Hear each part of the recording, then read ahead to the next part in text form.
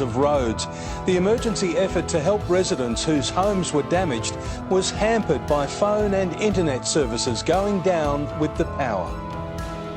This storm-battered house at Tilden made it through the night, but was torn open this morning. Relentlessly hammered by screaming winds and flooding rain. Shrieking, screaming metal. Just the whole house sounded like it was being ripped apart and screaming. Property owner Christine Taylor is a 30-year volunteer with the Wood End SES and was rescued by her fellow volunteers. I'm absolutely lucky that I'm okay. My cats are in the car. I'm sad about my pony if he's not okay. Sorry. Her neighbour's home was also damaged. 700-kilogram water tanks ripped up and flung away. At around 3 o'clock this morning, Darren Parnas was forced to patch up his family home after a large tree tore through a wall. It just sounded like a Hercules helicopter across. Lost about 11 trees, 12 trees all up. 150-year-old pine cypress out there, cut in half. Trees fell in such vast numbers that the town of Trentham was completely shut off. Every road into town was blocked. Local SES units scrambled to more than 265 jobs around Trentham, Tilden and Wood End. One of the complications in responding to this emergency has been a lack of phone and internet coverage. At times, it's just been impossible for people to make contact over the phone.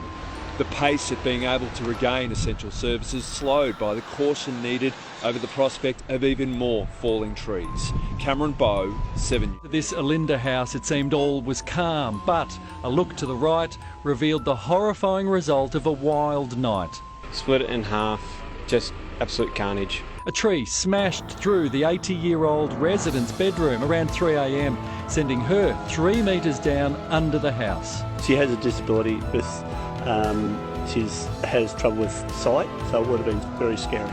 She was rescued 8 hours later after it's believed a neighbour found her. You've had a rough morning. You haven't had a good day, you're right. How would you describe what happened? Oh, well, I was in bed 1 minute and under the house the next.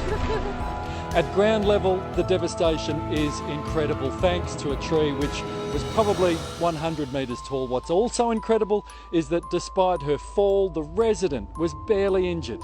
Oh, there's some very lucky, blessed people. The peak of the storm swept through the Dandenongs around 4 a.m, smashing Alinda, Sassafras, Kalorama and surrounds. It looks like it's out of a movie, it's like an apocalypse. The McLaughlin family was cut off in Sassafras, their cars crushed under their carport, plus no power, no phone and no way out, including on the road outside their house. You could feel the trees coming down? Oh yeah, you could feel the house. There was a tremor and the house could shake.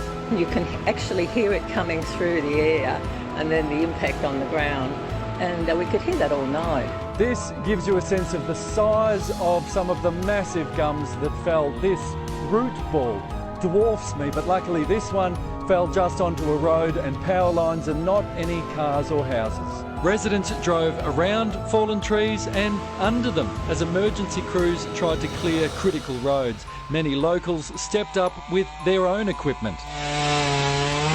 Chris Field volunteered his tools and skills. I'm just the arborist who couldn't get to work in Springvale today, but I found my work up here, so I'm happy to help out the community. Paul Dowsley.